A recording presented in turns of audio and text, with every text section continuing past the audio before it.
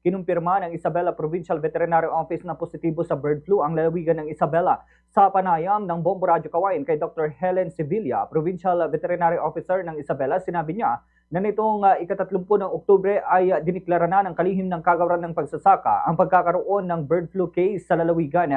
Kung matatandaan, libu-libong mga manok ang napaulat na namatay sa isang farm sa Santa Lucia, Caguain City, dahilan upang kumuha sila ng sample sa mga pato at itik na nasa paligid ng naturang farm kung saan 4 racers ng mga nasabi pong mga pato at itik ang positibo ang kanilang mga alaga sa H5N1 bird flu. Ayon pa kay Sevilla, ang bird flu na H5N1 ay nakakahawa sa tao sa pamamagitan umano ng inhalation o direct contact sa mga infected na poultry. Dahil dito ay kailangan nilang patayin at isailalim sa culling ang lahat ng mga alagang manok, pato, itik at iba pang mga poultry na nakapaloob sa 1 kilometer radius mula sa affected areas para sa kaligtasan ng publiko. Umaabot na anya sa 28,930 na manok ang isinailalim sa culling mula sa isang commercial farm sa Santa Luciana, habang nasa 848 naman ang kabuang bilang ng mga poultry products na nakuha mula sa 21 mga racers sa paligid nito. Maaari anyang naging source ng infection ang mga local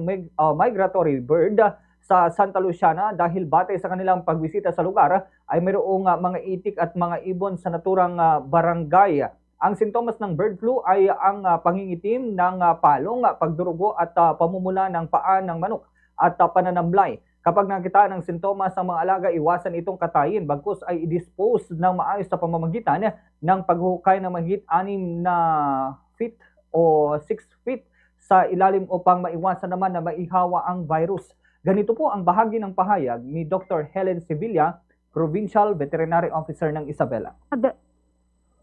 Doon sa mga kinuha namin at pinatay, meron naman silang konting, hindi natin masasabi na bayad kasi kung bayad, yung halaga kasi is hindi naman sapat na bayad ng kanilang mga alaga. So, meron namang indemnification na makukuha sila pero hindi nga ganong kalaki lang. So, yun ang inano namin na lahat ng mga nag-surrender ng kanilang mga hayop, yung kanilang mga alaga na poultry, ay meron naman silang makukuha na indemnification assistance. So, pinapirma namin sila, meron silang pinirmahan, katunayan na sila ay voluntarily binigay yung kanilang hayop, ay yung kanilang mga alaga.